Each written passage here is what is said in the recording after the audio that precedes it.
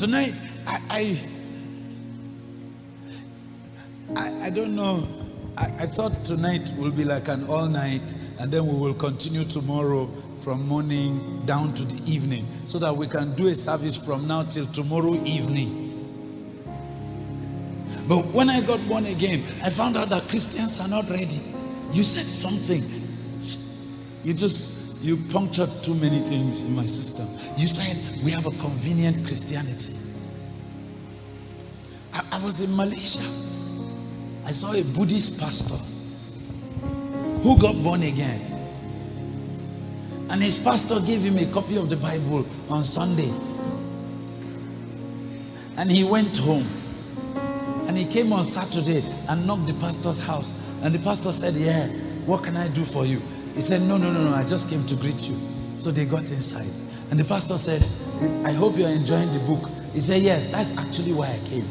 The pastor said, "What?" He said, "I finished that book. Give me the next book."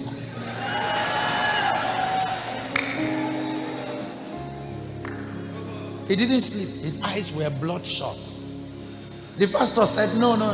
You mean you finished Genesis? He said, "No, I know now. There are 66 books. Please take down my volume. Take down my volume." He said, "There are 66 books in that Bible now." He said, Genesis in chapter 1, God spoke about his creation. By chapter 5, after man fell, man began. He was telling him the stories of Genesis till he got to Moses. And then he said in Exodus, God brought out his people from Egypt. Then he said in Leviticus, he told God. Then he said he even found a book, Isaiah, that it has 66 chapters, just like the 66 books in the Bible. He said, "I've read the whole book. I'm looking for the next one." He said, I'm in it. So the pastor told him there is only one book. He pulled the pastor aside, away from the pastor's wife. He said, "Pastor, is there some sacrifice or something I'm supposed to give you to give me the second mystical book?"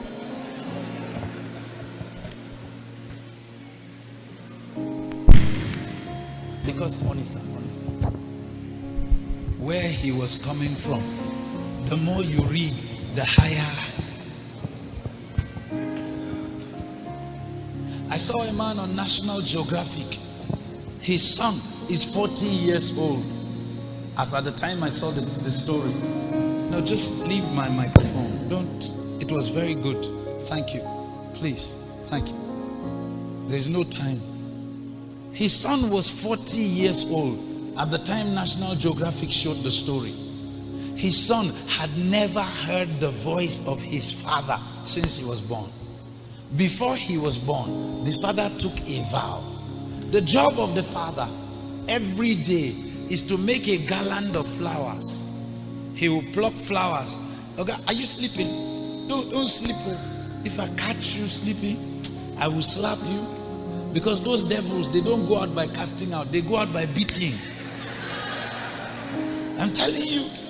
That was why Jesus made koboko in the temple and flogged them. Some devils, you don't tell them come out, you beat them out. This kind of meeting, you can't. It's rare. It's expensive. The oil is precious.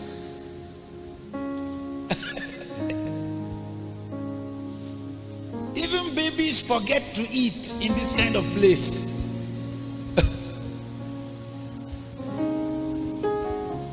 The man's job is to pluck flowers, make a necklace, and put it on the idol of Buddha every morning, so that there are fresh flowers on the neck of that idol, a sculpture piece.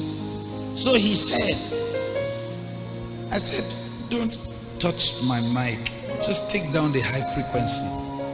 Reduce it. That's what's causing the hum. Take it down. Thank you. Take it down. Now take down the volume. Thank you. I can control the mic. Don't let it lead me. Now listen to me. Do you understand that? See, I was in a hotel in Asia, and they put Buddhist books like we put Bibles here in hotels. So I took one night. Why are you afraid of this book? Read it. Then I began to read it. I began to read it. Everything we say, morally speaking, is what the same book says. It says a man that can control his tongue is a holy man. They say it. So this guy, acting upon Buddhism, decided that he is not going to talk again so that he does not offend Buddha and corrupt himself and not be able to make acceptable offerings to put on Buddha's idol. And he took that commitment before his son was born. And the son has never heard his father say, And the son was already 40.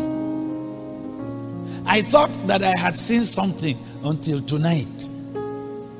Did you see that, guys? Did you see? Some people say that Nebuchadnezzar could not have grown talons and become like an eagle. Did you see that man's hand? Was that a hand? It has become something. That's a new creation. No, did you see it? The hand is dead. There is no circulation. He has held that hand for how many years? Right now, the only medically acceptable situation is to amputate the hand, unless Jesus intervenes. Even Satan cannot give life to that hand. If he gives life to that hand, it will be a lying sign and a lying wonder. It will be for a season. That kind of man makes more sense to people than me.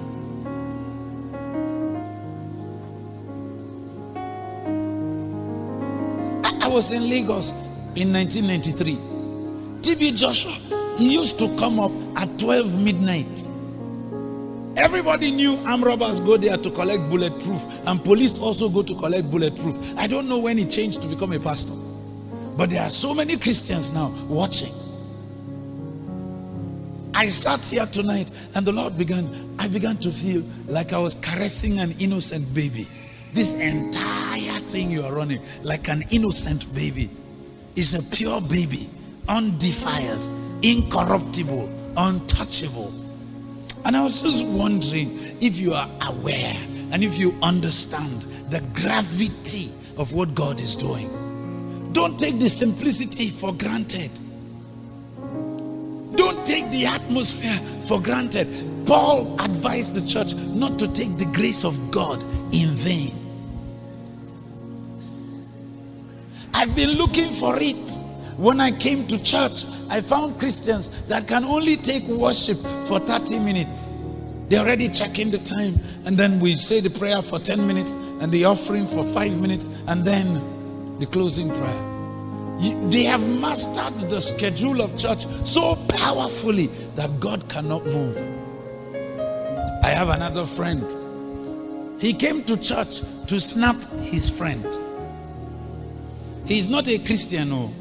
He's a Muslim, a photographer. His friend said, I will be baptized. Can you come and snap me? So he said two things. Ask your pastor, will they allow me to enter church with my cap and my slippers? He just wanted to despise the church. And they asked the pastor said, yes, come. Months before this time, the boy in a dream had seen a man speaking on a pulpit, and behind the man, he saw a light standing, just standing. And the light spoke to him, said, I'm going to bring you to the river. When the time comes, cross. In a dream, the light didn't say, my name is Jesus.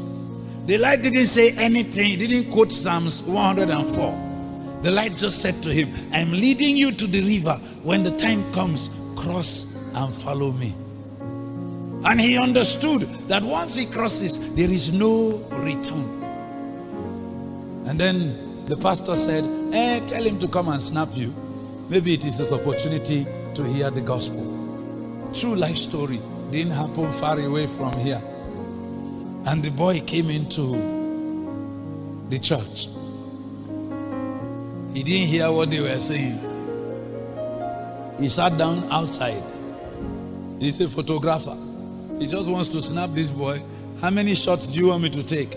I will watch 4-4. You will pay me XYZ. They agreed. So when they said it is time for baptism, he entered. When they started baptizing the people, he wasn't snapping anybody. He was waiting for his friend. Once they dip him in the water, I'll snap. After he'll pay me my money, I give him the photograph.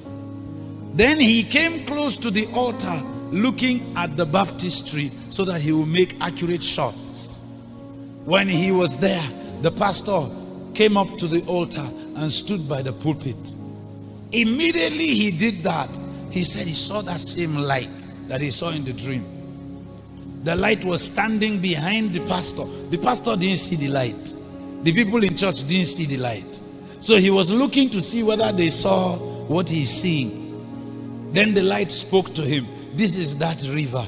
It is time to cross. I am Jesus. Follow me. When he made his decision to follow Jesus, he dropped his camera, sat down, listened to the service that day, removed his cap by himself and everything. Nobody argued with him. Nobody even knew what he was quarreling about. After the meeting on Monday, he came. Early in the morning, he knocked the gate. Bang, bang, bang, bang. The church was locked with padlock. After some time, the janitor of the church, thinking it was a thief, came and said, idiot, nonsense. He abused the boy. He said, no. I didn't come to fight. He said yesterday he gave his life to Christ. And they gave him a Bible. It is so sweet that he wants to hear more. That's why he's back. So the janitor told him and said, no, what kind of more? He was still suspicious of him. He said, do they tell you they do service every day? The boy said, why don't they do service every day? Because I want to hear it today. The janitor started telling him that no, the next midweek service is on Wednesday. And then choir will meet on Thursday. Women fellowship on Saturday. Children Saturday morning. Then the boy said, so what am I going to be doing from now till Wednesday? The janitor said, go home. He said, go home and do what?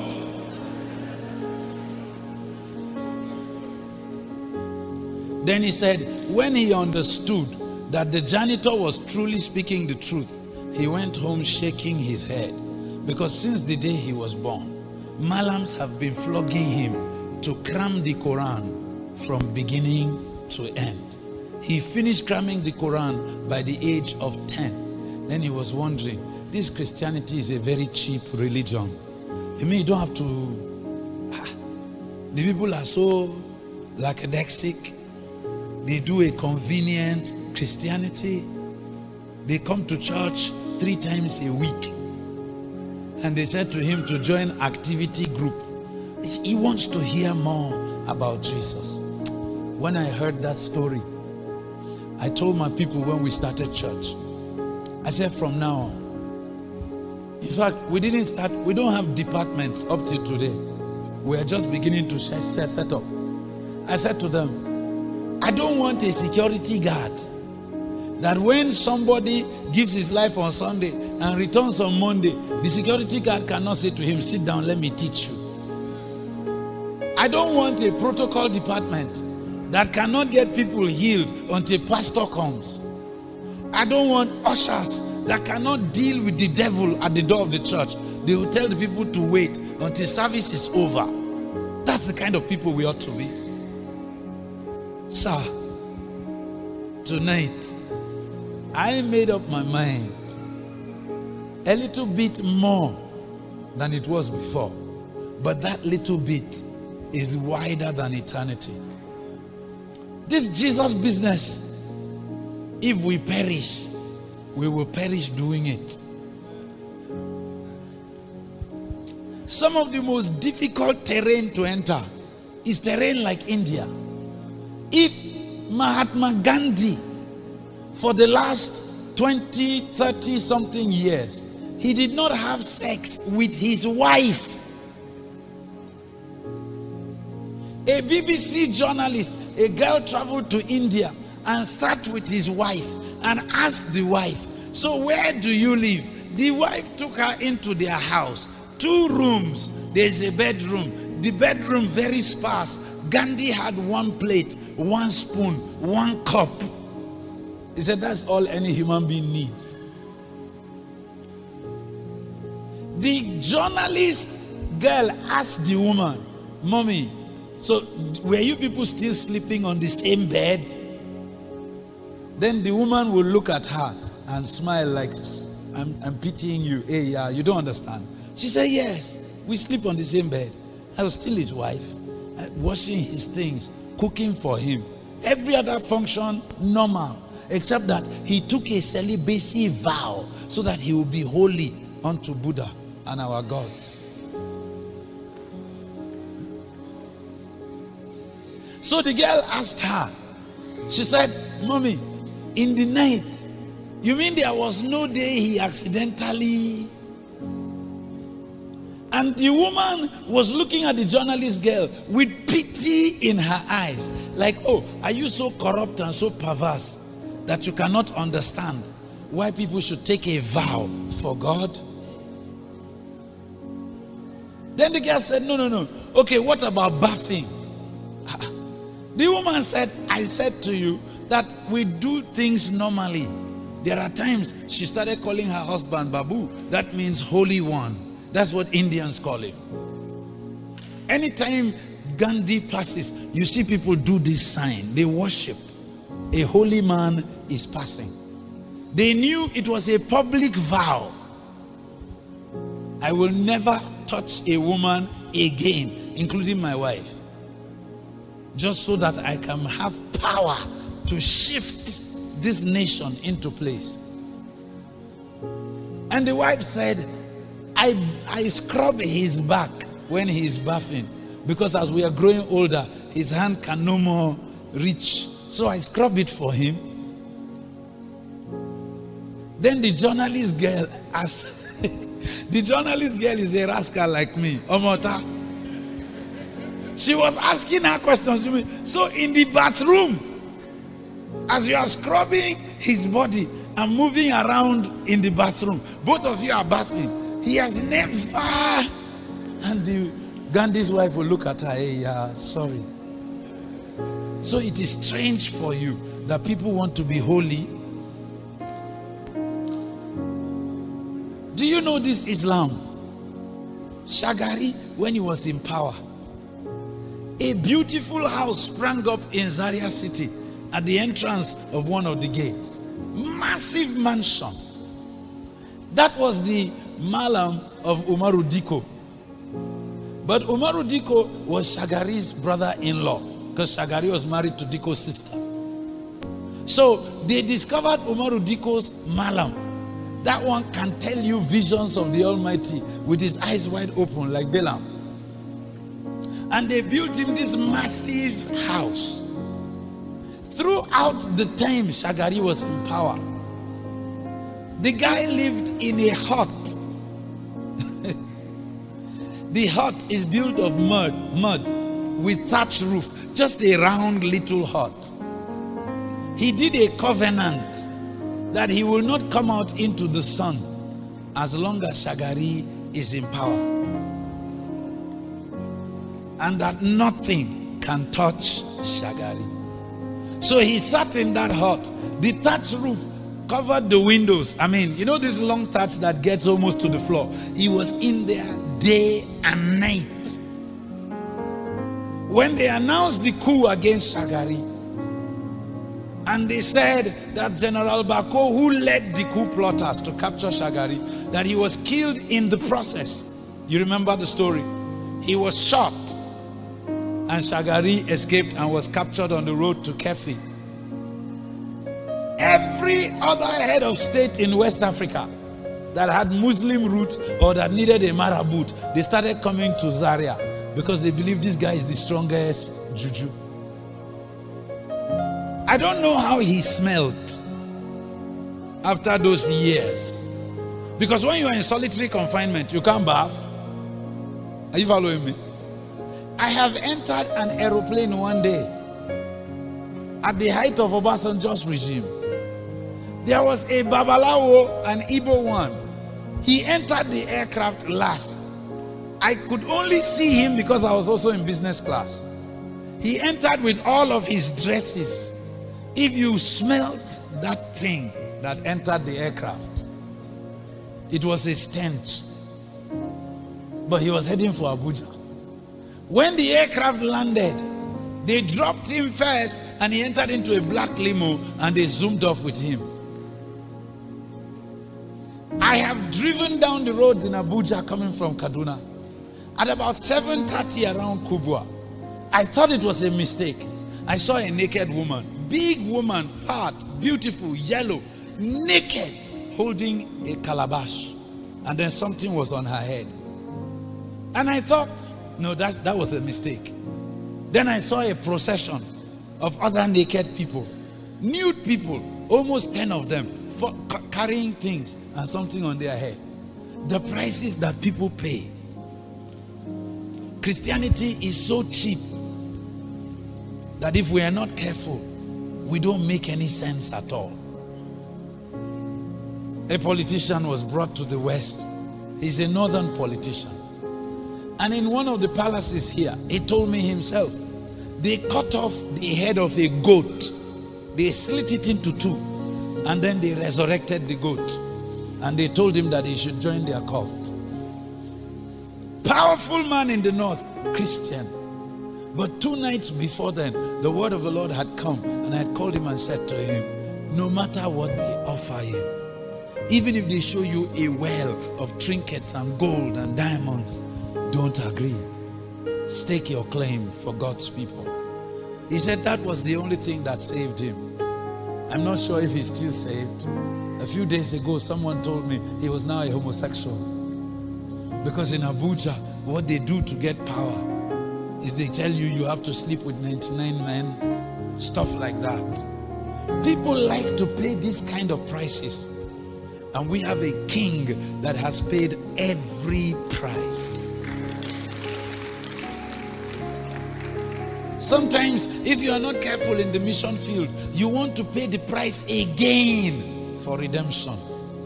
No, no, no, no. Jesus has already done what? Paid it all. If there's nothing I take home tonight, tomorrow I will speak with you about the faith that the Lord spoke to me about, to share with you. But if there is nothing that I take home tonight, I cannot miss this. That we don't wrestle against flesh and blood. That I have to trust him more. That I have to depend on him. That I have to lean on his grace and his grace alone. You know, I was giving a testimony this afternoon, sir, about money that is to be sent to me. Well, let me tell you the story of that money. I made my pledge and I said I was going to redeem it. And when I left here, somebody said they wanted to see me, so I said I will see them. So I couldn't make it to the bank. But the gentleman called me and said, I have sent the money. I said, well, I've not seen the alert. He said, no, I didn't send it to your account, sir. My wife said you said that your account has not been activated. So I paid it into your friend's account. His name is Omota or something. So I didn't understand what the guy was saying. Which my friend's account, who does not have an account that has been activated. So the network was breaking. I sent him a text. The text I sent to his wife, stating the account number. And then he called me at about 5:30 as we were leaving. I said, what is it, Solomon? He said, sir, 419. I said, how do you mean? He said, my wife has a new Glow number. Because his wife is in Kaduna, he is in Makudi. And he has not moved yet. She's just been transferred. He said, so I have not saved the Glow number. When I received her text, I was going to the bank to pay. He said, in fact, he was in the bank when another text came to him saying that my account has not been activated. He should pay it into this account. You don't understand.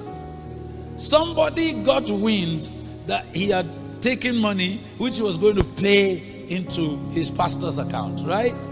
An offering. Do you get what I'm saying? And they organized a scheme immediately and sent him a text. He said, I was in the bank, sir.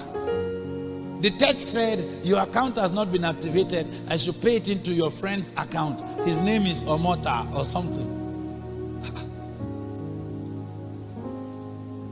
So he said it was my text that saved him, because he got back on the bike, ran to the bank and told them to reverse it. And they reversed it. And 10 minutes after, I got the beep. My money is in my account. So I was with Ojoma, the girl singing with me, and she asked me, how did they get the information? I said, they are never far away.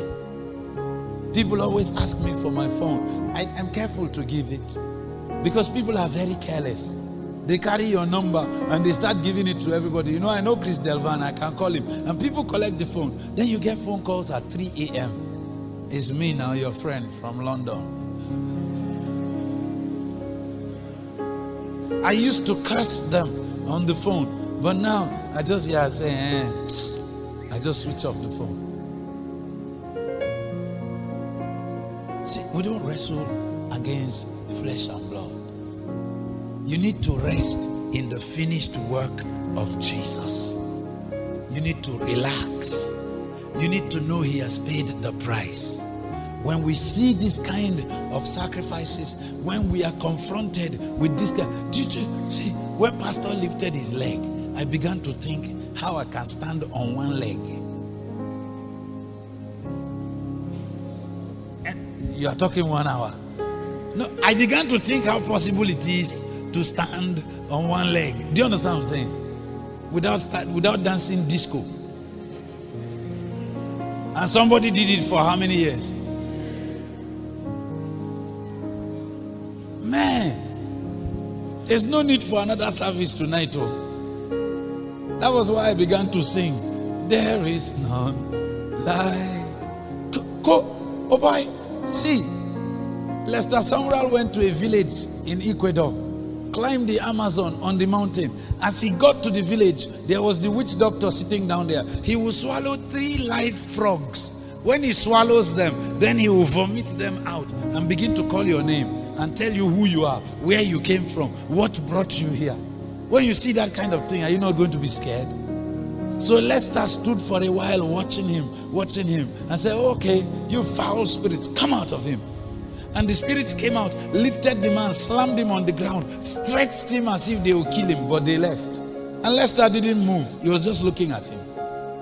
Then the man sat up and said, what happened? What happened? And the whole village realized that the great power was gone. So they began to ask Lester that they want his own power. He led them to Christ. In the night, he was sleeping. When he woke up, suddenly, all the curtains were, wind was blowing and the ground was shaking, earthquake.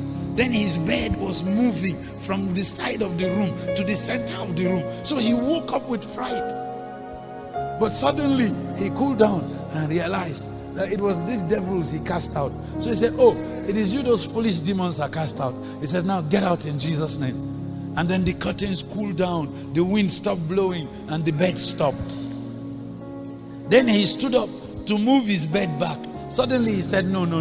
He left the bed where it was and entered the blanket and said, come back here.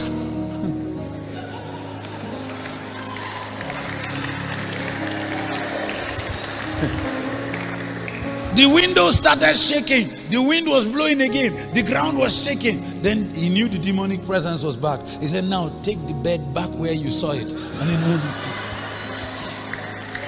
then it stopped. Then he said, now good night.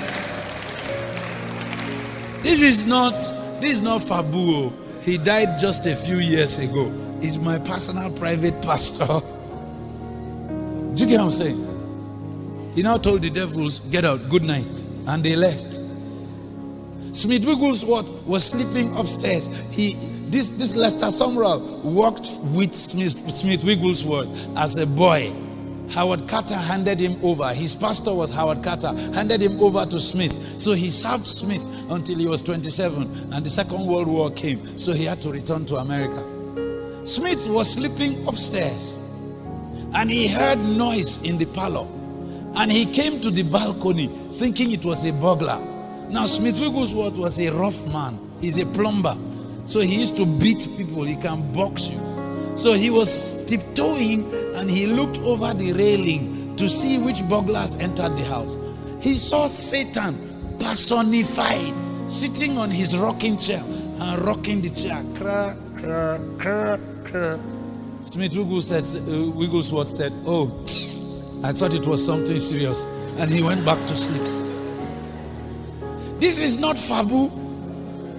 So Pastor was sharing some of his missionary trips and the testimonies today, this afternoon at lunch. I began to laugh. It's not fabricated, though. It's true life story.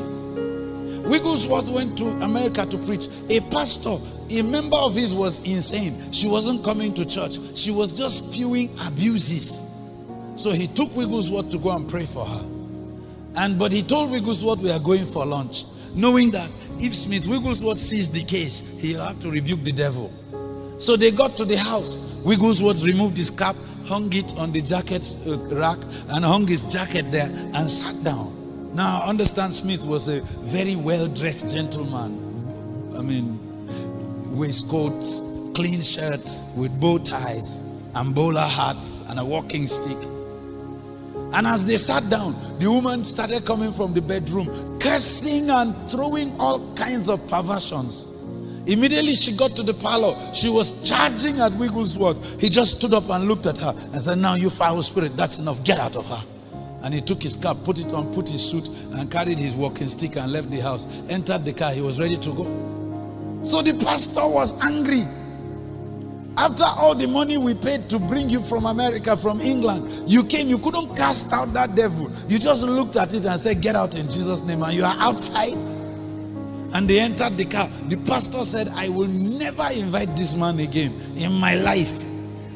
And they drove him to the hotel. And he told the pastor, "Thank you for your lunch." And he went up to his room. That evening, the woman came to the service sane, totally delivered. Some of these guys knew something. It's the faith of the Son of God. That's what I want to talk about tonight. But I'm going to speak about it tomorrow. What we have had tonight is a practical demonstration. These fathers were not scared of hands lifted up. In the same India, Thomas went there. They were worshiping this same river. And the Bible said that Thomas told them that they will pray and rain will fall. And then they will pray and the rain will stop. And then they will pray again and the rain will fall. So that the people keep worshiping.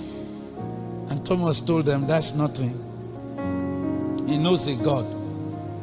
They say he packed water from the river, threw it up in the air, and it was suspended. And then he asked it to come down, it came down.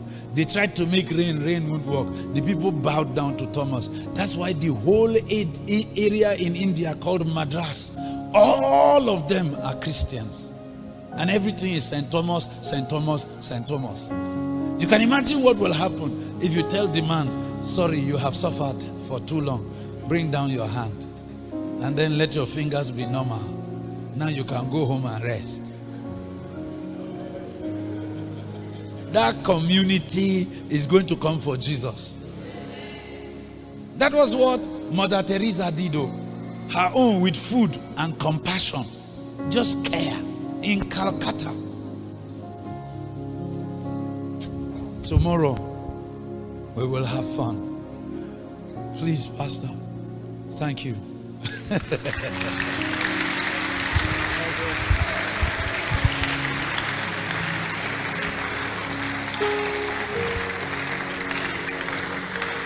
Isn't God wonderful? Thank you. Thank you for the worship.